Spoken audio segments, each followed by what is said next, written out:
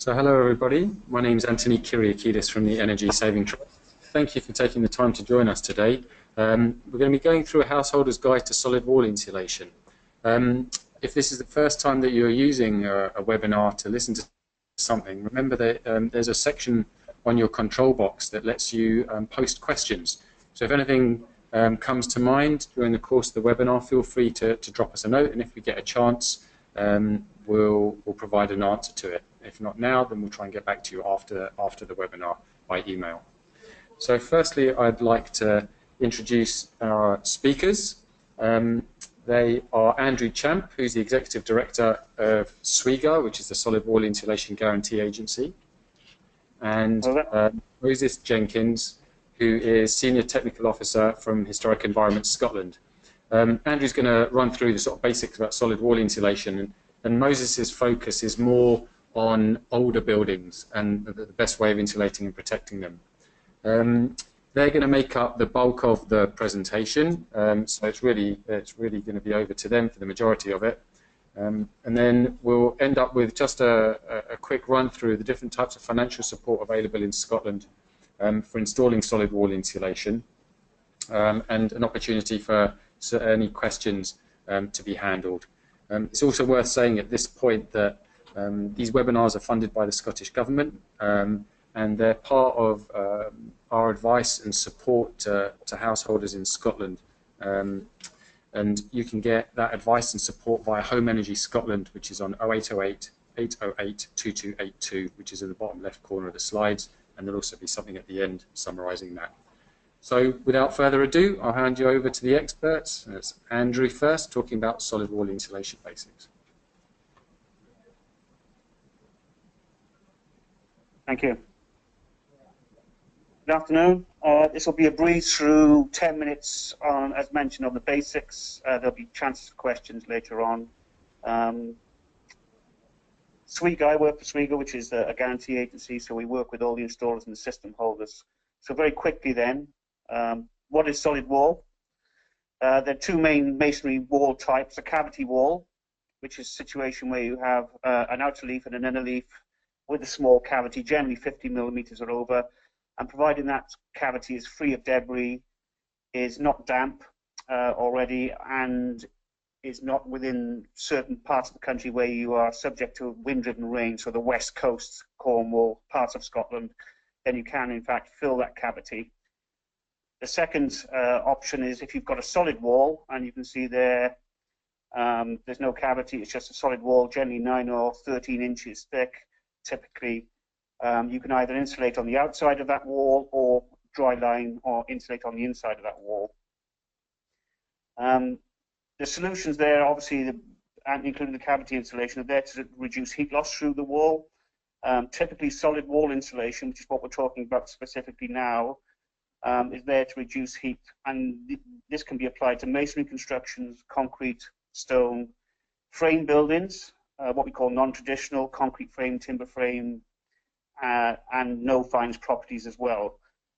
Traditionally, you would have a structural survey done on a percentage of the properties when they're framed or concrete framed or no fines, just to ensure that they're suitable to have the system applied in the first place.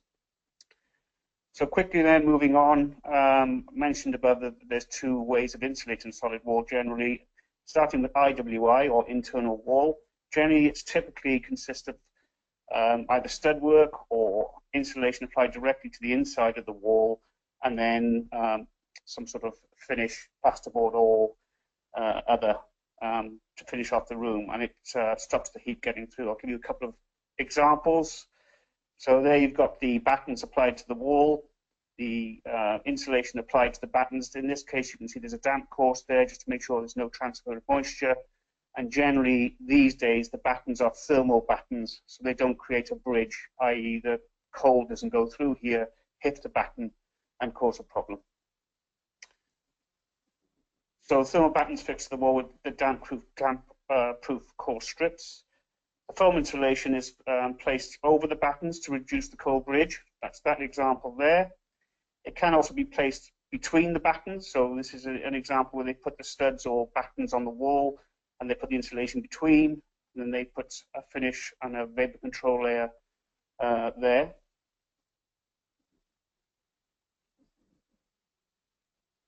And then example 4 is when you have what they call a dry lining board. So that would be an insulation bonded to plasterboard in one sheet. It's quite heavy, and they tend to bond these to the wall with plaster dabs, but they always do put mechanical fixings in there, a small amount in case of a fire, stops this coming off the wall in the unfortunate circumstance should you have a fire.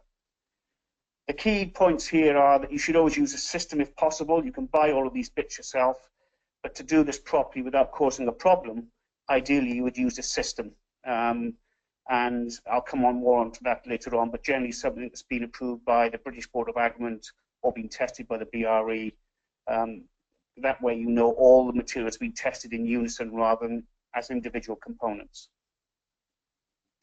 Some of the key points with dry lining: you will reduce the floor area in the rooms it's applied to, typically 100 millimeters, although there are materials like aerogel that are significantly thinner than that. To do the job properly, you should remove, or the contractor should remove, the skirting boards, things like door frames, if they stick out or protrude, picture rails, radiators, light switches. If you're dry lining the back and that's where your kitchen happens to be, you should remove the cupboards, and then also parts of the ceiling where the dry lining is. So where if the ceiling joists run into the front of the property, that will be a cold bridge, i.e. a cold area if you dry line above and below it, and I'll show you a picture. Do not do this if you have damp. If somebody tries to tell you that you can dry line your property and it will solve a damp issue, it's not correct. You need to solve the issue of damp in the first place, and then once you've dealt with any underlying issues, then you can apply dry lining. Be aware you might have some restrictions on fixing very heavy things like pictures and so on. It's typically cheaper than solid wall or rendered solutions on the outside, probably about 60% of the cost. More internal mess than external, because of course all of the work's been done internally, which will cause you disruption. You know, it's generally the whole front of your property, sides and rear, depending on the orientation of your property.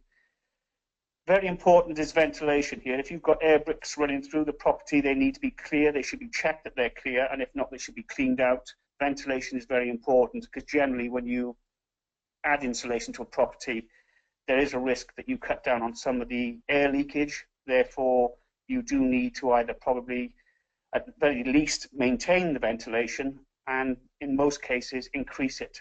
And if there's existing evidence of condensation, the contractor should identify that, or you should point that out to the contractor, and then also check that you have adequate levels of ventilation in the key areas of high humidity in the property. So areas like a bathroom, a kitchen, or a utility room are the typical ones where humidities would be extremely high.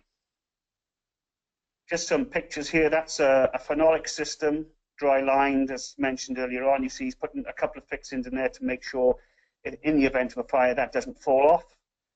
That's a internal system there, just using lightweight metal and what's called mineral wool, glass wool. And that's another example there. And the reason for showing this picture, apologies, it's a bit blurred, is it actually shows or highlights the areas there that typically if the ceiling was in, you would dry line to here, but these would then potentially cause black marks on the ceiling when the ceiling was up. So you do need to do a job properly, filling all the voids that actually face the outside. So they're the key points. Onto external wall. So this is when you apply it to the outside.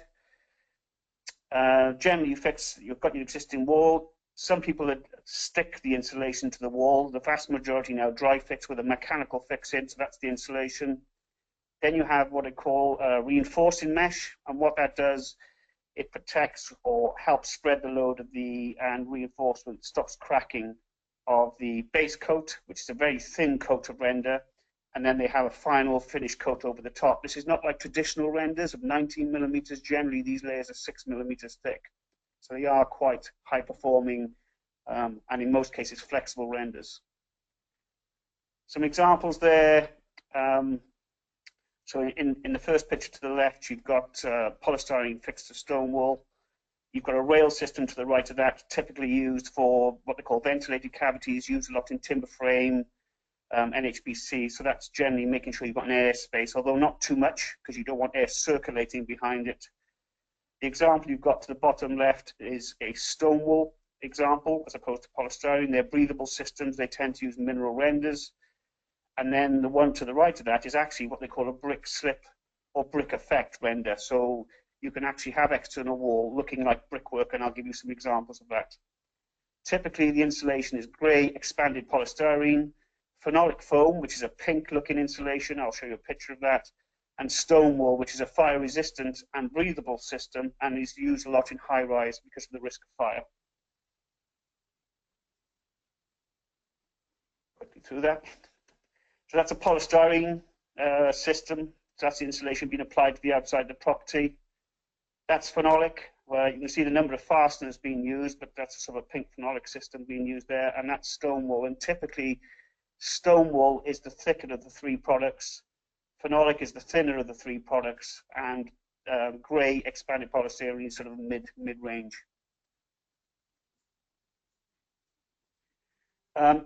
Just when we talk about internal dry lining, you have to do certain things. Well, it's the same with external wall. Whilst you don't have skirtings and things to take off, you do have some detailing you have to remove to do the job properly. Generally, you have a gutter detail, so you're remembering you're adding quite a thickness, 100 millimeters in some cases, to the outside of your building, so they will put a trim here to protect the top of the insulation when it finishes. You've got extract ventilations. We just talked on dry lining. It's as critical here that those ventilations, any extracts are maintained, enhanced if possible, but certainly maintained. And you've got soil pipes, so you know, toilets go into those, sinks go into the waste pipes. They should ideally be taken off and put back on after the installation. You don't render around them. Same with waste pipes, so water pipes and sinks and so on. And then just various things that you see attached here, typically on the back or front of a property, taps, hoses, satellite dishes, light fittings, all need to be removed and mechanically fixed back through after. We would recommend a before and after picture, and the reason we ask that or suggest that is there are generally a lot of disputes about people damaging things either before, during, or after. And if you've got a picture of how your property looked before, windows, doors, gates, and so on, it's always handy to have that should there be a dispute at the end. So let's talk about how you apply external walls. This is a sequence. What you see there is a pull-out gauge. They generally put a fastener into the wall and then try and pull it out, so they will destroy the fixing. And the reason they do that is to get a sense of how strong the wall is, will it take the system, how many fixings you need. After that, they apply a base rail, which the insulation sits on. Then they mechanically fix the insulation to that base rail. Then they apply a base coat, and you can see there in this picture, they're actually troweling the mesh in to give it some reinforcement. Around window areas, they also put what they call stress patches, so diagonal patches on all four corners of all right angles, and that stops the risk of right angle cracking. Corner beads to protect corners because they are quite vulnerable, you know, banging things, lawnmowers and wheelbarrows and things against them. So they put all those on, and then they finish them. So that's to the right. The blue picture is actually a through color render, so it's not been painted. That's the color of the render. That's the finish coat. To the left is what they call brick effect render. So they have, if you look at the brickwork joints, that's one color render underneath. They have a darker color render on the top, and then they score out the top render to bring the render out from behind, and it looks like brickwork. So in sequence, on a large-scale property, that's a picture of the property with the insulation applied and mechanically fixed. That's a picture of the base coat. You can see areas of the mesh in green sticking through it. And that's the final finish coat, obviously with still with vents and things to be fitted, windows, the light missing there and the vent missing there. In terms of finish options, that's what they call a 1 millimeter grain finish. That's a 3 millimeter grain, 2 millimeter grain finish. That's a pebble dash finish. That's brick effect. So that's actually two color renders with it scored out. And that's actually a brick slip. So, you know, very thin bricks stuck on like tiles afterwards. And that's how they do that. And then they fill that in. So there are lots and lots of different finishes you can have. It doesn't have to be render. Choosing the right color is important, and the right pattern is important. So, for example, if you use the picture to the left there, the 2mm render finish, if you are next to a very busy road, you will pick up a lot of carbon in that, and it will stain very, very quickly. So they tend to use the smoother finishes when you're near a busy road. And also, if you've got a lot of trees and a lot of green mold around the property, then they can also, as an addition, offer you algae-reducing coatings. Again, you can go for very dark colors or very light colors. Dark colors, remember, even though they tell you they're UV resistant, will fade quicker than light colors. So that's just some examples. The picture on the left is an existing property. Picture on the right, that's the brick render I talked about with some basic render panels inside. And that is actually brick effect render. So the property to the right of that line is the original brickwork. The property to the left of that line is render to make it look like brickwork. And you can see when it's done well, it's quite effective.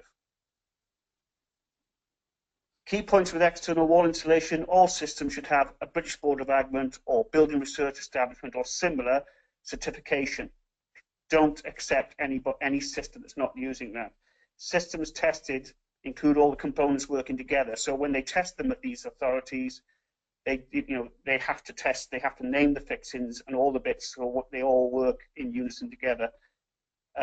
Buying different bits and putting them together doesn't work, and we don't recommend it at all. Solid wall can be applied with a minimum destruction to the householder. You still get mess on the outside. You've still got to walk back and forth scaffold, but generally there's no internal destruction. It doesn't reduce the floor area, obviously. It does improve the appearance of the property, although, as my next speaker will tell you, if it's a historic building, I would much prefer to see the stonework and so on, but generally some of the properties are quite run down, and you do get, improves the value of your property. It improves the weatherproofing and also sound resistance, and it can, when applied correctly, extend the life of the facade. It will make the building more airtight, reduce drafts and heat loss, and it will help reduce surface condensation, providing that they deal with cold bridging. I'll come on very quickly to that. As I've mentioned before, take pictures of the existing property, roof, windows, and door condition to avoid disputes. If your windows need replacing, do this first. You can apply these systems and then put the windows in after, but you will damage likely the system. So therefore, if your windows need replacement, it is always better to replace the windows first and then apply this system, if the external wall render systems, afterwards. Do not accept cold bridging. So what does cold bridging mean? Generally holes in the outside of the walls, because there are solutions available and the contractor should offer you those solutions. So for example, that's a damp patch, isn't it? Well, actually it's not, it's condensation. And the reason it's condensation is they've externally insulated now the outside, so it's all nice and toasty, and they've left this large gap. And that gap has actually created a cold bridge on the inside. And because the humidity is high inside, it's created condensation. So dealing with ventilation is as important as dealing with the outside or the inside treatment. That's another example there of a gas pipe. Again, there's no reason why that gas pipe can't be moved to do the job properly and that rendered over, or a box put on the outside of that thermal box to stop the cold bridge. There is no excuse for it these days. In terms of consumer protection and installers, the installers should be chosen from a reputable trade body, such as the National Insular or NIA, or the INCA, Insulated Cladding Association. They should and must, if it's a funded system, be trained on all of the systems they apply. So they have to be carded and trained, and they should have a card on them, so you can ask them to prove that they've been trained and carded on the system they're applying. It also helps you if you've got vulnerable people where you can actually see that these people are who they say they are. Only use systems independently tested by the BBA and the BRE, so that's the Building Research Establishment and the British Board of Agment, exactly the same as dry lining. Contractors obtaining cards as proof, ask to see them. Don't be embarrassed to ask for them. They should have them on them. If they don't have them on them, don't allow them to do anything with your property. SWIGA requires that contractors have, so the PAS 2030 is a quality installation certification. They should either have or be on their way to having an ISO 9000 quality system. That just shows that they can control their systems in-house. They have to have a letter of endorsement confirming they've been trained by the system holder, so we link the contractor to the systems they're applying. They need a minimum level of insurance, public liability, employer's liability, and personal indemnity. Contractors should offer you an appropriate guarantee. The typical one is a 25-year one at the moment from Ofgem. There's a link there to their websites or appropriate guarantees, because there are more guarantee providers than ourselves. And the contractor should provide you with and take you through a homeowner's pack on completion. That should explain to you what you've had done, how you deal with any maintenance requirements for that system, how you then behave in your property, turning the thermostat down, making sure you've got adequate ventilation, and so on. They should take you through that before you sign off any works. That's it. I know it's a bit of a quick run through. I will hand you back now to EST.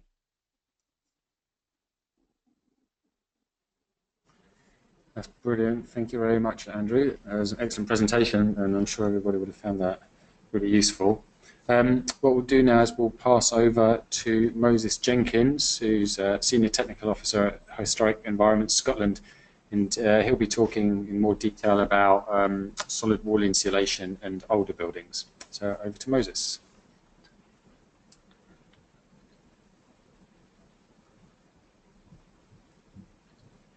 All right, hopefully everybody can see my slides and they can all hear me. Right, what do I want to talk about today? I want to talk about how we make our older building stock more energy efficient.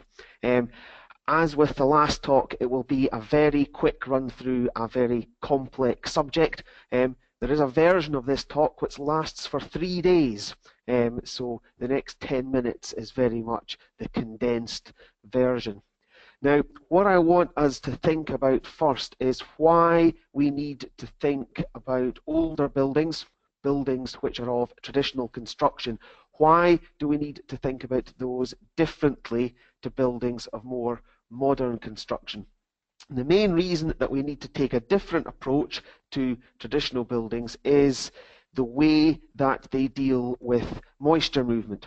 So if we think about a traditional stone and lime wall, moisture which we produce in the house and which is produced in the external environment, it can enter into our masonry wall and it can diffuse back out again. And we must maintain that movement of moisture when we are improving energy efficiency. Now, there are lots of sources of moisture within our houses. We have showers, we have baths, we boil potatoes, we breathe, we dry our clothes. All of this produces a high moisture load internally. And when a mass masonry wall is working as it should, the moisture can enter into the building fabric and it can then leave again. It can disperse through the wall or it can disperse back into the internal environment. We should also always be aware that defects within a building, so a leaking gutter or a leaking downpipe or anything of that sort, can raise moisture levels within a wall, and we should always make sure a wall is in good condition and that it's not consistently wet before we seek to make any energy efficiency improvements.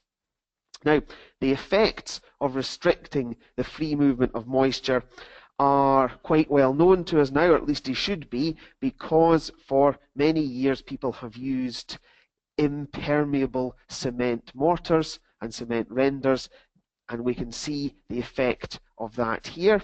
So this mortar within the wall is impermeable to moisture, so moisture is coming out through the stone and causing decay. Now, the other side of the coin, when we're thinking of how do we insulate traditional buildings in a safe way that's not going to lead to problems, is ventilation. This was mentioned in the last talk. Very important. We can see in the slide there the trouble that people took to make sure traditional buildings were ventilated correctly. So we have the fresh air chamber where air comes in, and these little arrows that we can see are the pathways which air takes around and about the building, leaving the roof space from the foul air chamber. So excellent terminology there, and a very good example of how a traditional building is designed to be ventilated. And this is what we risk if we get it wrong. If we do not take proper care to make sure that we're dealing with moisture effectively, if we don't take care to ensure that ventilation is maintained, then we risk decay of building elements. So timber, for example, can become decayed. We risk excess moisture within the building, leading to mold growth and other problems. So we must be careful in how we insulate our traditional buildings. Now, at Historic Environment Scotland, we have looked at site trials for both internal and external insulation, always seeking to maintain the free movement of moisture throughout the insulation and the building fabric. So we've looked at where there's an existing wall lining, so it could be lath and plaster, it could be plasterboard. We've looked at putting in an insulating material into this space that we can see here. Where there is no wall lining, we've looked at applying an insulation material directly to the internal face of the masonry. And where this wall lining is being removed, we've looked at putting up a frame and putting in an insulation material that way. So to look at those in a wee bit more detail, where you have a wall lining with a gap, we've looked at putting in blown cellulose insulation into that gap. You can see the cellulose insulation there.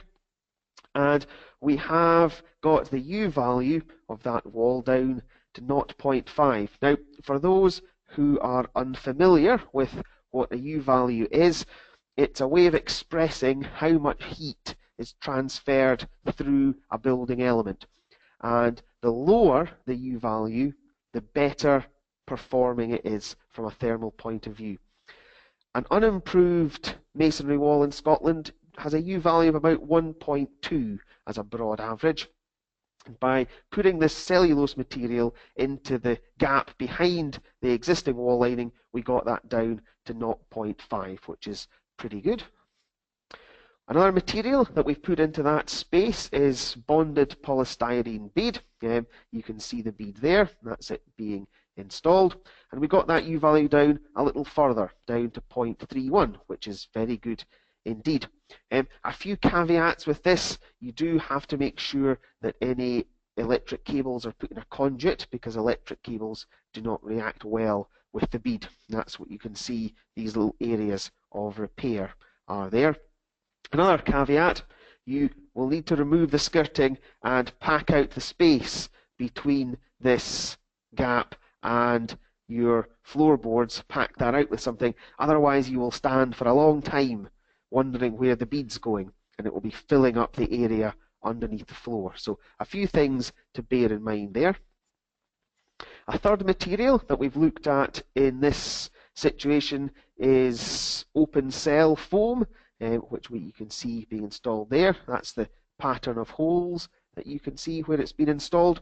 Very important to bear in mind that there are two types of foam that can be put into this space. There's open cell, which allows the free movement of moisture, so we would say that's the better of the two. And there's closed cell, which very much does not allow moisture to move, and that therefore raises the risk potentially of problems of moisture building up within the building fabric. Now, thinking about materials that we apply directly onto the masonry, we've looked at calcium silicate board, which you can see being installed there. We got the U value of that wall down from 2.1 down to 1, which was a reasonable improvement, if not spectacular, but reasonable, not too bad. Another material that we've looked at in this situation is aerogel blanket, which was mentioned in the previous talk. It's only 10 mil in thickness, so it's very thin. You can get it into tight spaces. You can just about make out there the window reveals, where a thicker insulation would be much harder to apply. Aerogel blanket is particularly useful where you have a curved substrate. So where you have a curved wall, as with this stairwell in Rothesay, which was one of our site trials, there really wasn't anything else that was thin enough and flexible enough to be effective in that type of scenario. And a very good level of thermal improvement, from 1.3 down to 0.6, which, considering the material's only 10 mil in thickness, was very, very good indeed.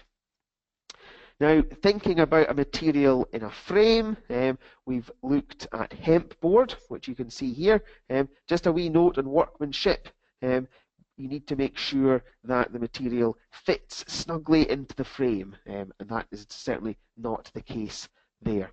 A very good level of thermal improvement though. We got the U value of that wall down to 0.21, which was very successful.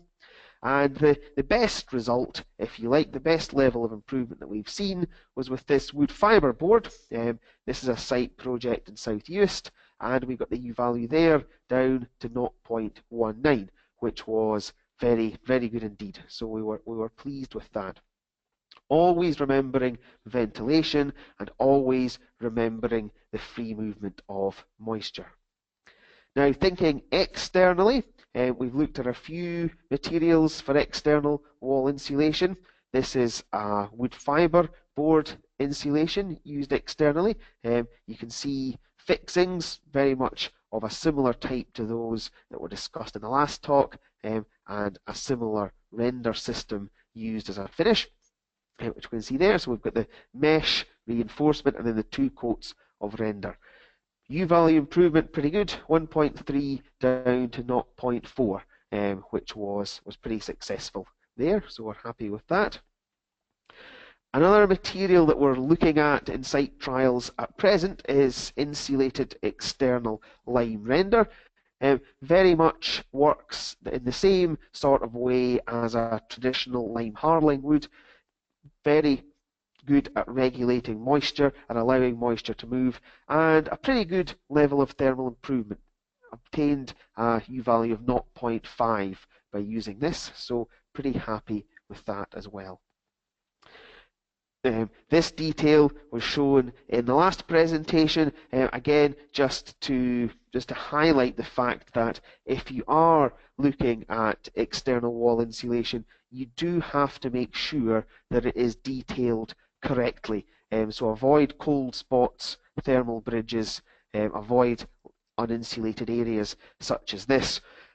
And when you're seeking to retrofit EWI to a traditional building, that job becomes even more complicated. You tend to have complex details to consider, so drip details at window ledges, for example, when the insulation meets the roof, depending on how big the eaves are, there can be tricky things to detail there, gutters, downpipes, etc. So what I would say is, if you are thinking about going down the EWI route, please make sure all of these considerations have been taken into account.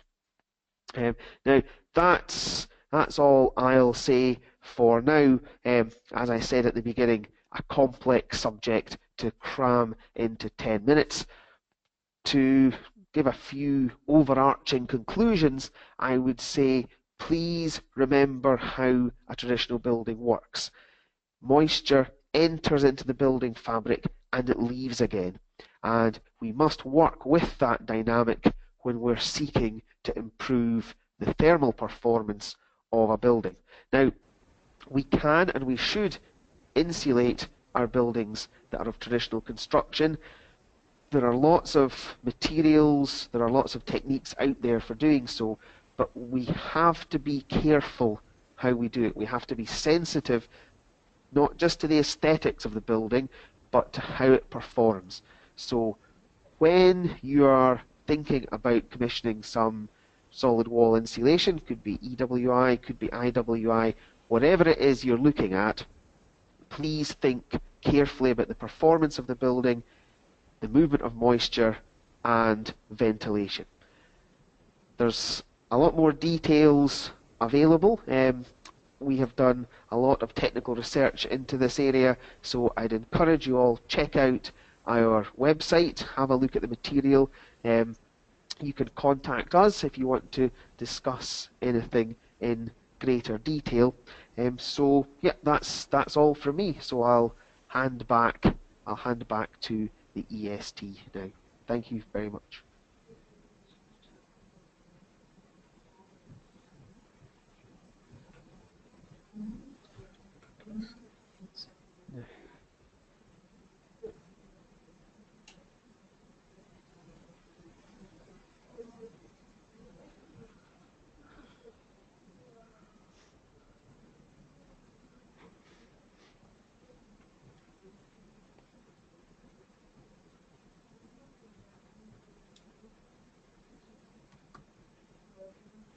So that's great. Thank you, Moses. Extremely useful bit of information there for people who are living in traditionally built homes.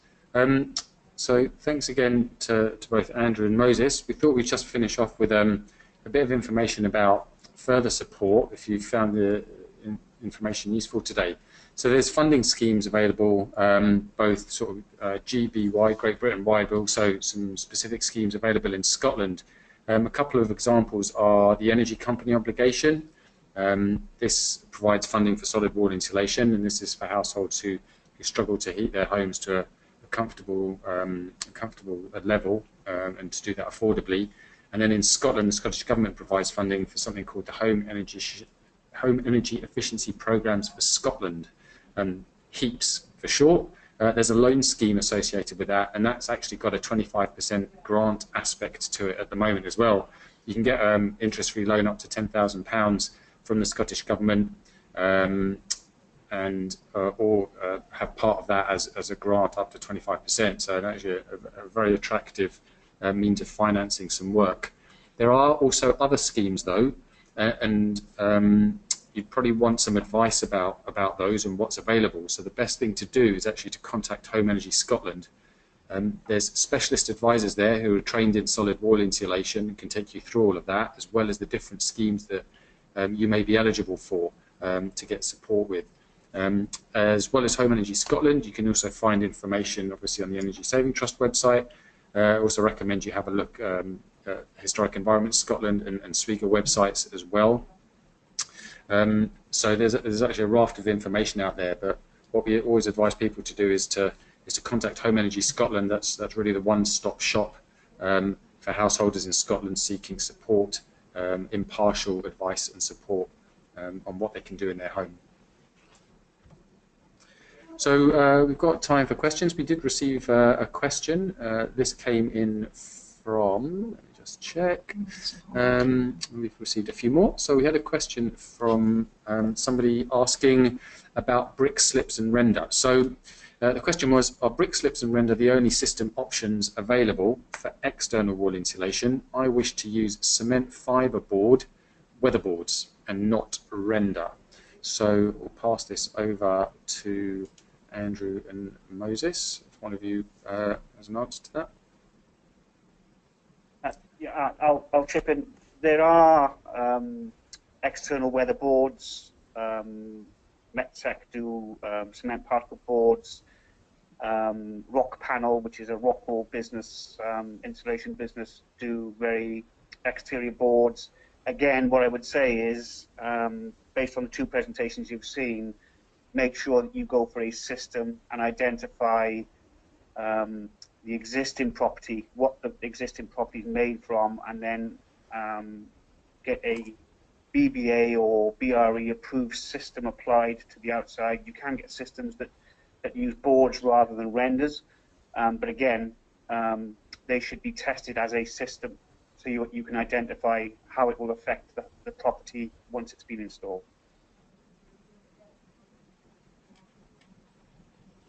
Okay. Yeah, not much to add to that. I suppose just whatever you're going for, make sure you consider what type of building you have. So if it's of traditional construction or if it's timber frame or whatever. So just consider carefully the building you have and make an appropriate choice, I suppose. Yeah.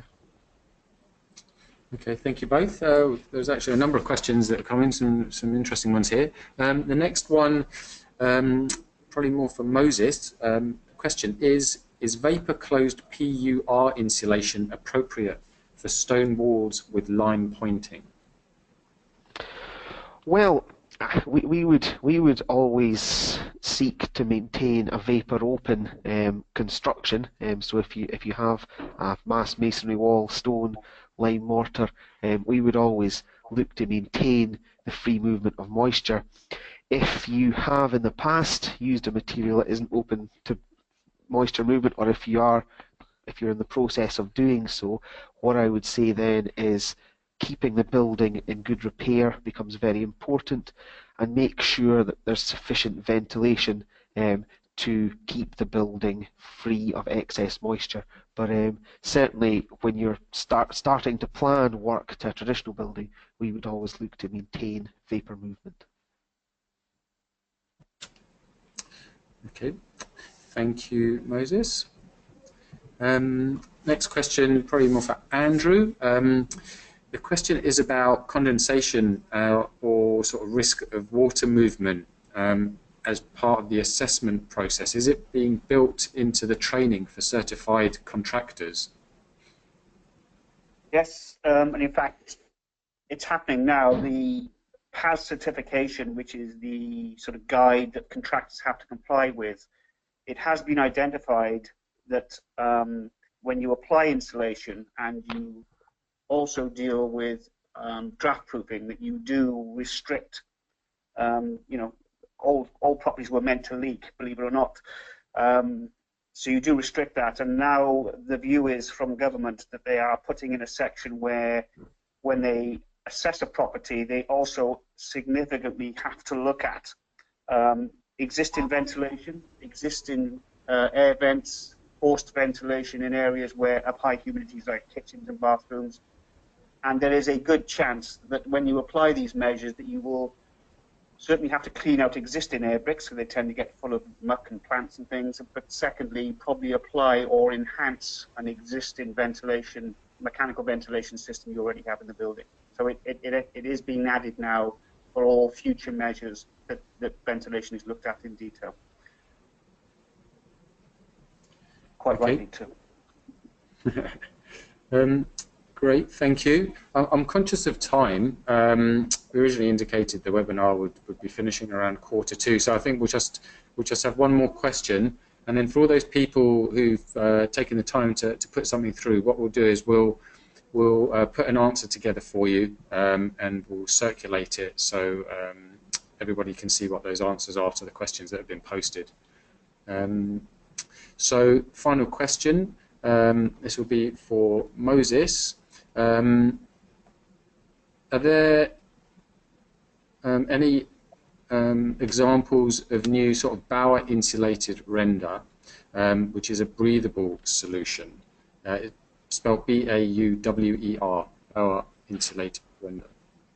It's not something that we've looked at in our testing program, but we may well get round to looking at it. We've not looked at all insulation materials by any manner of means.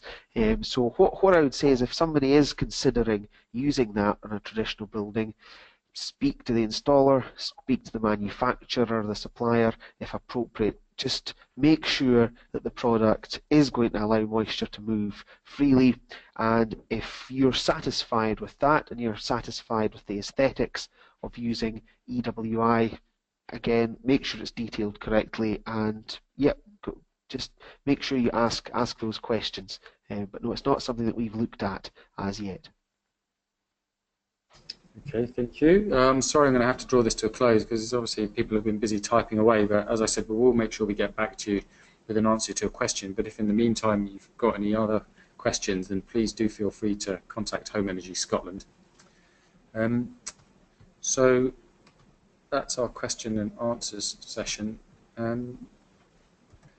So really I just want to mention before we finish about some future webinars we've got. There's some more in January and we're holding some more in February and March.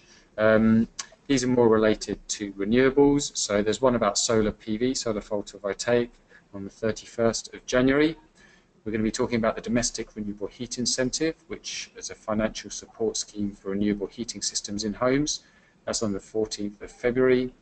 We'll also be talking about financial support for PV and other renewables with a date to be confirmed. It'll be February or March, and also one about energy storage, so things like batteries, domestic scale batteries. Again, date to be confirmed, probably March for that one. But you can find out more details at that link below, Discover Renewables. Also, if there's any topics that you'd like us to cover, drop us a note now or send us an email. So really, finally, I'd like to say a huge thanks to everyone who's connected with us today and listened into this webinar. Thank you for your time. And also a huge thank you to Andrew and Moses, who've given us all some extremely useful and interesting information about solid wall insulation. And hopefully that's given all the listeners something to arm themselves with when thinking about their own projects. Thank you again.